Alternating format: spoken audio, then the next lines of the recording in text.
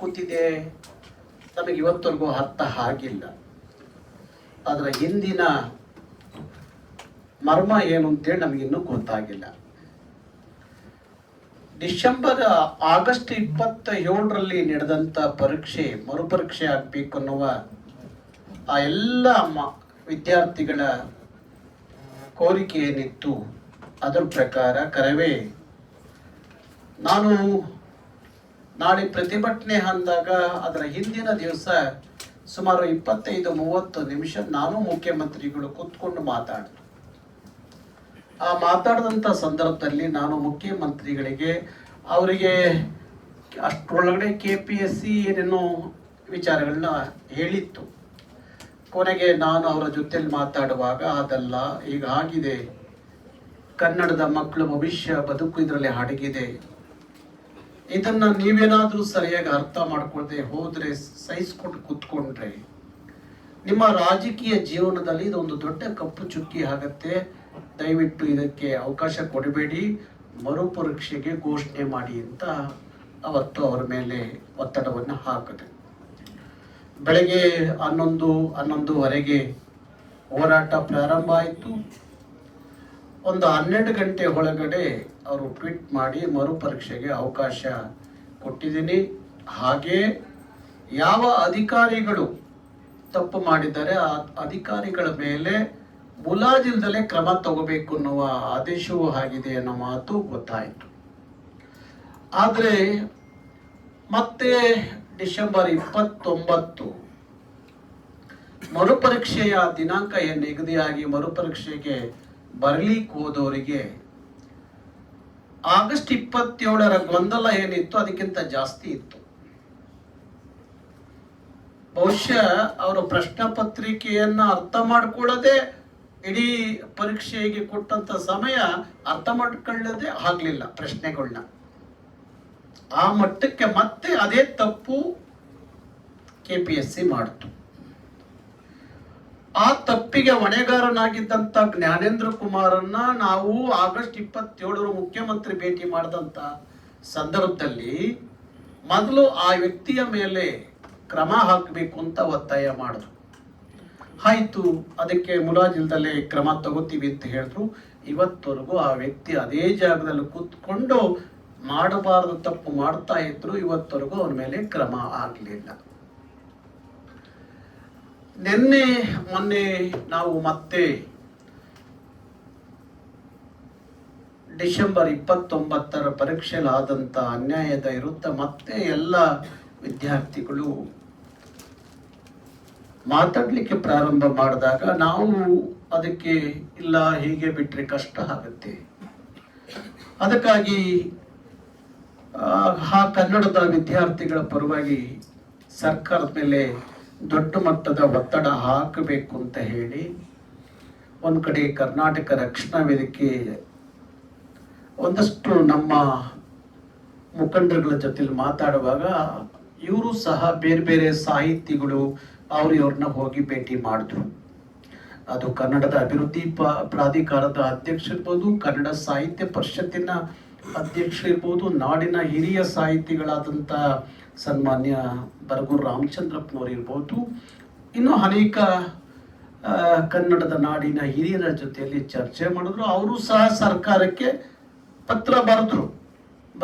ಆದರೂ ಸಹ ಯಾವುದೇ ಅವರ ಮೇಲೆ ಕ್ರಮ ಆಗದೆ ಅದನ್ನು ಸರಿಪಡಿಸದೆ ಯಾವ ನೊಂದು ಬೆಂದಂತ ಆ ವಿದ್ಯಾರ್ಥಿಗಳೇನಿದ್ದಾರೆ ಅವರ ಪರವಾಗಿ ಸರ್ಕಾರ ಇವತ್ತವರೆಗೂ ಮಾತಾಡಲಿಲ್ಲ. ಅದ್ಯಾಕೆ ಮೌನಕ್ಕೆ ಶರಣ ಆಗಿದೆ ಅನ್ನೋದು ನನಗೆ ಅರ್ಥ ಆಗದ ವಿಚಾರ. ಒಂದು ಕಾಲಕ್ಕೆ ನಾವು ಕೇಳ್ತಾ ಇದ್ವು KPSC ಮಹಾನ್ ಭ್ರಷ್ಟರು ಇರುವಂತ ಜಾಗ, ಅದು ಅಲ್ಲಿ ಆಗುವ ಭ್ರಷ್ಟಾಚಾರ ಬಹುಶಃ ಸರ್ಕಾರದ ಯಾವುದೇ ಇದರಲ್ಲಿ ಆಗುವುದಿಲ್ಲ ಅನ್ನೋದು ಕೇಳ್ಪಟ್ಟಿತ್ತು. ಆದರೆ ಇವತ್ತಿಗೂ ಅರ್ಥ ಆಗ್ತಾ ಇದೆ, ಏನಾದರೂ ಆ ಥರದ ಕನ್ನಡದ ಮಕ್ಕಳ ಉನ್ನತವಾದಂಥ ಉದ್ಯೋಗಕ್ಕೆ ಬರಬಾರ್ದು ಅನ್ನೋ ಕಾರಣಕ್ಕೋಸ್ಕರ ಇಂಥ ಕುತಂತ್ರಗಳೇನಾದರೂ ನಡೀತಾ ಇದೆಯೋ ಅನ್ನೋ ಅನುಮಾನ KPSC ವಿರುದ್ಧ ನಮಗೆ ಅನಿಸ್ತಾ ಇದೆ. ಕನ್ನಡದ ಮಕ್ಕಳು ಯಾರಿಗೋಸ್ಕರ ಈ ಸರ್ಕಾರ, ಯಾರಿಗೋಸ್ಕರ ಈ KPSC ಅನ್ನೋದು ನಮಗಿನ್ನೂ ಅರ್ಥ ಆಗ್ತಾ ಇಲ್ಲ.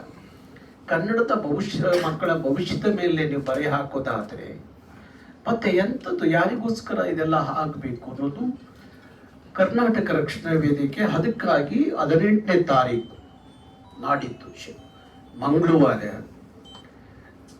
ಮತ್ತೆ ಅದೇ ಫ್ರೀಡಂ ಪಾರ್ಕ್ನಲ್ಲಿ ಭಾರಿ ಬೃಹತ್ ಮಟ್ಟದ ಪ್ರತಿಭಟನೆಯನ್ನ ಹಮ್ಮಿಕೊಂಡಿದೆ. ಈ ಪನ್ನೆ ಮಾತಾಡಿದಂಥ ತೇಜಸ್ ಅವರು ಅನ್ಯಾಯದ ವಿಚಾರ ಮತ್ತೆ ಈಗ ಆಗ್ಬೇಕಾದ ವಿಚಾರ ಎಲ್ಲ ಹೇಳಿದ್ದಾರೆ. ಮುಖ್ಯಮಂತ್ರಿಗಳು ತಕ್ಷಣ ಮಾಡಬೇಕಾದ ಏನಂದ್ರೆ ನೋಡಿ, ಅವ್ರು ರಾತ್ರಿ ಯಾವಾಗ 18ಕ್ಕೆ ಪ್ರತಿಭಟನೆ ಮಾಡ್ತೀವಿ ಅನ್ನುವ 18ರ ದಿನಾಂಕದ ಘೋಷಣೆ ಆದ ರಾತ್ರಿ, ನಾನು ಹೇಳಿದ್ದೆ ಹಿಂದೆ ಇನ್ನೂ ಘೋಷಣೆ ಆಗಿರ್ಲಿಲ್ಲ. ನನಗೆ ಬಂದ ಮಾಹಿತಿ ಪ್ರಕಾರ ಇವತ್ತು ರಾತ್ರಿಯಲ್ಲಿ ಆ ಥರದೊಂದು ತೀರ್ಮಾನ ಆಗೋದಿದೆ ಅಂತ ಇವ್ರಿಗೆ ಹೇಳಿದ್ದೆ. ಇವರಿಲ್ಲ ಇನ್ನೂ ತಡವಾಗುತ್ತೆ ಅಂತ ನನ್ನ ಹತ್ರ ವಾದ ಮಾಡಿದ್ರು ಅವತ್ತು. ಆದರೆ ಅವತ್ತು ರಾತ್ರಿನೇ ಆಯ್ತು. ಅವತ್ತು ರಾತ್ರಿನೇ ರಿಸಲ್ಟ್ ಅನೌನ್ಸ್ ಆಯಿತು. ಅದು ಯಾಕೆ ಅಷ್ಟೊಂದು ಆತುರವಾಗಿ ರಿಸಲ್ಟ್ನ ಘೋಷಣೆ ಮಾಡಿದ್ರು ಅನ್ನೋದು ಅದ್ರ ಹಿಂದೆ ಇರೋ ಮರ್ಮ ಅರ್ಥ ಆಗತ್ತೆ. ಅವರು ನಿನ್ನೆ ಒಂದು ಪತ್ರಿಕಾ ಪ್ರಕಟಣೆಯನ್ನು ಸಹ ಕೊಟ್ಟಿದ್ದಾರೆ. ನಮ್ಮಿಂದ ಏನೂ ಅನ್ಯಾಯ ಆಗಿಲ್ಲ. ಹಾಗಾಗಿ ಅವರು ಹೇಳಿದಾಗೆ ಹೋದ ಬಾರಿಗಿಂತ ಅಂದರೆ 2017-18ಗಿಂತ ಈ ಬಾರಿ 23-24ರ ಈ ಇದರಲ್ಲಿ ಕನ್ನಡದ ಅಭ್ಯರ್ಥಿಗಳ ಸಂಖ್ಯೆ ಹೆಚ್ಚಾಗಿದೆ, ಪಾಸಾದವರ ಸಂಖ್ಯೆ ಹೆಚ್ಚಾಗಿದೆ ಅನ್ನೋದನ್ನ ಅವರು ಹೇಳ್ತಾರೆ. ಹಾಗಾಗಿ ಅನೇಕ KPSC ಬಗ್ಗೆ ಸಾರ್ವಜನಿಕವಾಗಿ ಅನೇಕ ಚರ್ಚೆಗಳು ನಡೀತಾ ಇದೆ. ಅಲ್ಲಿಯ ಭ್ರಷ್ಟಾಚಾರದ ಬಗ್ಗೆ, ಅಲ್ಲಿ ಏನೆಲ್ಲ ಈಗಲೂ ಏನು ನಡೀತಾ ಇದೆ ಅನ್ನೋದ್ರ ಬಗ್ಗೆನೂ ಸಹ ಇನ್ನೊಂದೆರಡು ದಿವಸದಲ್ಲಿ ಬಹುಶಃ KPSC ಹಣೆಬರ ಬೀದಿಯಲ್ಲಿ ಜನ ನಿಂತು ಮಾತಾಡುವಂಥ ಮಟ್ಟಕ್ಕೆ ಅವರು ಅಲ್ಲಿ ಭ್ರಷ್ಟಾಚಾರ ಆಗಿದೆ ಅನ್ನೋದು ನಮ್ಗೆ ಅರ್ಥ ಆಗ್ತಾ ಇದೆ. ನಾವು ಅದನ್ನೆಲ್ಲ ಮಾಹಿತಿ ಕಲೆಕ್ಟ್ ಮಾಡ್ತಾ ಇದೀವಿ. ಹಾಗಾಗಿ ಬಹುಶಃ ಅಲ್ಲಿ ಕೂತಿರೋ ಅಷ್ಟು ಜನರು ಸಹ ಪರಪ್ ನಗರ ಜೈಲಿಗೆ ಹೋಗೋದ್ರಲ್ಲಿ ಭಾರಿ ದಿವಸ ಏನಿಲ್ಲ, ಬೇಗ ಹೋಗ್ತಾರೆ ಅವರು. ಪರಪ್ ನಗರ ಜೈಲಿಗೆ ಅವ್ರನ್ನೆಲ್ಲ ಕಳಿಸ್ಬೇಕು, ಸ್ವಲ್ಪ ನೋಡ್ಕೊಂಡು ಬರ್ಲಿ. ಒಂದು ತಿಂಗಳು 2 ತಿಂಗಳು ಇತ್ತು ಆ ಜೈಲಲ್ಲಿ ಮುದ್ದೆ ಮುರಿದು ಬಂದ್ರೆ ಆಗ ಈ ಬಡಪಾಯಿ ವಿದ್ಯಾರ್ಥಿಗಳದ್ದು ಕಷ್ಟ ನಷ್ಟ ದುಃಖ ದುಮಾನಿ ಅಲ್ಲಿ ಕೂತಿರೋರಿಗೆ ಅರ್ಥ ಆಗತ್ತೆ. ಅದಕ್ಕೋಸ್ಕರ ಕರ್ನಾಟಕದ ಸರ್ಕಾರದ ಜೊತೆಯಲ್ಲಿ ನಾವು ಈಗ ಒಂದು 3-4 ದಿವಸದಿಂದ ಮುಖ್ಯಮಂತ್ರಿಗಳ ಭೇಟಿ ಮಾಡಬೇಕು, ಇದೇ ಕಾರಣಕ್ಕಾಗಿ ಭೇಟಿ ಮಾಡಬೇಕು ಅನ್ನುವಾಗಲೂ ಸಹ ಇಲ್ಲಿವರೆಗೂ ನನಗೆ ಮಾತಾಡ್ಲಿಕ್ಕೆ ಅವಕಾಶ ಆಗಲಿಲ್ಲ. ಏನೋ ಬಜೆಟ್ ವಿಚಾರದಿಂದಾಗಿ ಕೆಲವು ಇಲಾಖೆಗಳ ಜೊತೆ ನಿರಂತರವಾಗಿ ಸಭೆ ನಡೀತಾ ಇದೆ ಅನ್ನೋ ಕಾರಣಕ್ಕೋಸ್ಕರ ಮುಖ್ಯಮಂತ್ರಿಗಳ ಜೊತೆಯಲ್ಲಿ ಮಾತಾಡ್ಲಿಕ್ಕೆ ಸಾಧ್ಯ ಇಲ್ಲ. ನಾನು ಮುಖ್ಯಮಂತ್ರಿಗಳಿಗೆ ಅನೇಕ ಸಲ ಹೇಳಿದಿರಿ, ಇದೇ ವಿಚಾರ ಅಂತಲ್ಲ, ಒಟ್ಟಾರೆ ಕನ್ನಡದ ವಿಚಾರಕನ ಅನೇಕ ಸಲ ಹೇಳಿದಿರಿ. ತಮಗೆ ಎಷ್ಟೋ ನಾನು ನೋಡಿದಂತ ಮುಖ್ಯಮಂತ್ರಿಗಳಲ್ಲಿ ಇಷ್ಟೋ ಕನ್ನಡದ ಕಾಳಜಿ ಕಳಕಳಿ ಒಂದಷ್ಟು ಅಭಿಮಾನವನ್ನ ಇಟ್ಕೊಂಡಿರುವಂಥವ್ರು ಸನ್ಮಾನ್ಯ ಸಿದ್ದರಾಮಯ್ಯನವರು. ಹಾಗಾಗಿ ಆ ಕಾಳಜಿ ಕಳಕಳಿ ನಿಜ ಅನ್ನೋದಾದ್ರೆ ಅದು ಮತ್ತೊಮ್ಮೆ ಸಾಬೀತು ಆಗ್ಬೇಕಾದ್ರೆ ಇವತ್ತೇನು ಅನ್ಯಾಯ ಆಗಿದೆ ಅದು ಸರಿಪಡಿಸೋದ್ರಿಂದ ಸಿದ್ದರಾಮಯ್ಯನವರ ಈ ಕನ್ನಡದ ಪ್ರೀತಿ ಕಾಳಜಿ ಮತ್ತೆ ಸಾಬೀತು ಆಗತ್ತೆ ಅನ್ನೋದು ನನ್ನ ಉದ್ದೇಶ. ಅದಕ್ಕೆ ಮಾನ್ಯ ಸಿದ್ದರಾಮಯ್ಯನವರಿಗೆ ನಿಮ್ಮ ಮುಖಾಂತರ ಹೇಳ್ತಾ ಇದ್ದೀವಿ, ಅದನ್ನ ಮತ್ತೊಮ್ಮೆ ಸಾಬೀತು ಮಾಡಬೇಕು ಅನ್ನೋದಾದ್ರೆ ಇದಕ್ಕೊಂದು ಅಂತ್ಯ ರೂಪವನ್ನ ಕೊಡಬೇಕು, ಅವ್ರಿಗಾಗಿರೋ ಅನ್ಯಾಯವನ್ನ ಸರಿ ಮಾಡಬೇಕು ಅಂತೇಳಿ ಸರ್ಕಾರವನ್ನ ಸಿದ್ದರಾಮಯ್ಯನವ್ರನ್ನ ನಾನು ಒತ್ತಾಯ ಮಾಡ್ತೀನಿ. ಬಹುಶಃ 18ನೇ ತಾರೀಕು ಪ್ರತಿಭಟನೆ ಒಳಗಡೆ ನಮಗೆ ನ್ಯಾಯ ಸಿಗುತ್ತೆ ಅಂತ ಹೇಳಿ ನಾನು ಭಾವಿಸಿದ್ದೀನಿ.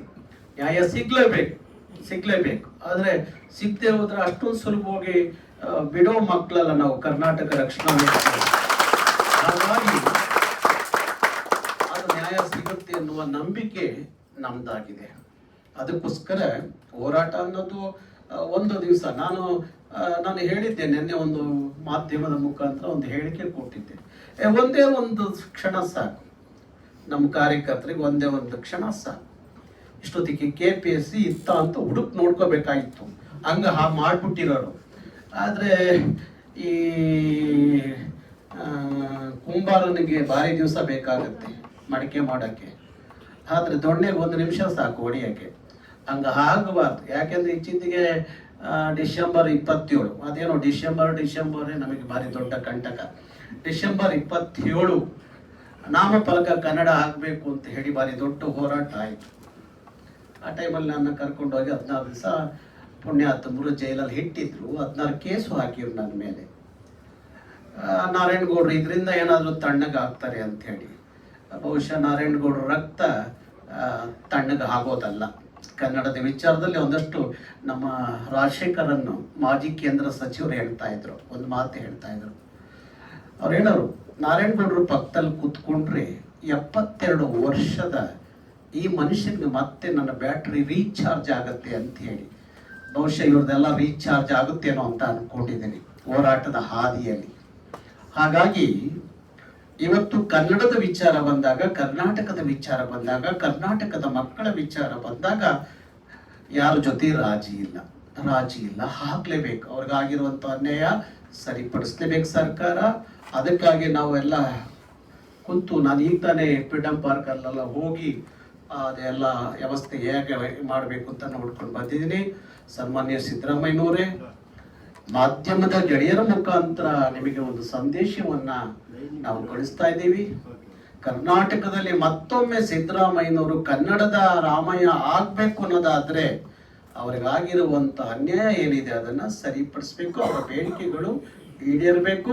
ಆದಷ್ಟು ಬೇಗ ಈಗೇನು ರಿಸಲ್ಟ್ ಅನೌನ್ಸ್ ಮಾಡಿದ್ದೀರಿ ಅದನ್ನು ತಡೆ ಹಿಡಿದು ಅವರು ಏನು ಇವತ್ತು ಮರುಪರೀಕ್ಷೆ ಮತ್ತೆ ಬೇಕು ಅಂತ ಏನು ಕೇಳ್ತಾರೆ, ಅವರ ಬೇಡಿಕೆಗಳು ಏನಿದೆ ಅದಕ್ಕೆ ತಮ್ಮ ಸರ್ಕಾರ ಮುಂದೆ ಹಾಕಬೇಕು ಅನ್ನೋದು ಉದ್ದೇಶ. ಅದಕ್ಕಾಗಿ ನಾನು ಇವತ್ತು ಮಾಧ್ಯಮದ ಗೆಳೆಯರ ಜೊತೆಯಲ್ಲಿ ಮಾತಾಡಬೇಕು ಅನ್ನೋದಕ್ಕಿಂತ ಇವ್ರ ಜೊತೆಯಲ್ಲಿ ಮಾತಾಡಬೇಕು ಅನ್ನೋದು ನಂದು.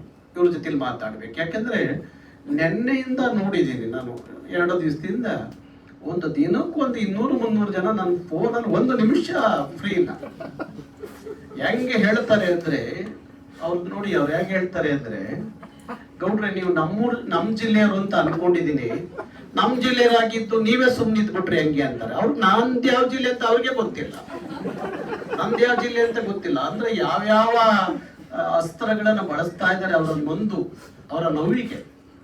ಅವ್ರು ಇದು ಮಾಡ್ತಾ ಇಲ್ಲ, ಅವರ ನೋವಿಗೆ ಯಾವ್ಯಾವ ಅಸ್ತ್ರಗಳು ಬಳಸ್ತಾವ್ರೆ ಅಂದ್ರೆ ಅಷ್ಟು ನೊಂದು ಕೂತಿದ್ದಾರೆ. ಯಾಕೆಂದ್ರೆ ನನ್ನ ಮಗ KSS ಮಾಡಿಕೊಂಡು ಏನಾದ್ರು ಒಂದು ಉದ್ಯೋಗವನ್ನ ಕಟ್ಕೊಂಡ್ರೆ ಈ ಇಡೀ ಕುಟುಂಬಕ್ಕೆ ನೆರವಿಗೆ ನಿಂತ್ಕೋತಾನಲ್ಲ, ಸಹಾಯಕ್ಕೆ ನಿಂತ್ಕೋತಾನಲ್ಲ, ಆಶ್ರಯಕ್ಕೆ ನಿಂತ್ಕೋತಾನಲ್ಲ ಅಂತ ಹೇಳಿ ಕನಸನ್ ಕಟ್ಟಂತ ಆ ತಾಯಿ ತಂದೆ ತನ್ನ ಮಗನಿಗೆ ಈಗ ಅನ್ಯಾಯ ಆದಾಗ, ನಾನು ಅದನ್ನೇ ಹೇಳಿದೆ ನೆನ್ನೆ ಸಿದ್ದರಾಮಯ್ಯನವರಿಗೆ ಒಂದು ಮಾತು ಹೇಳಿದ್ದೆ.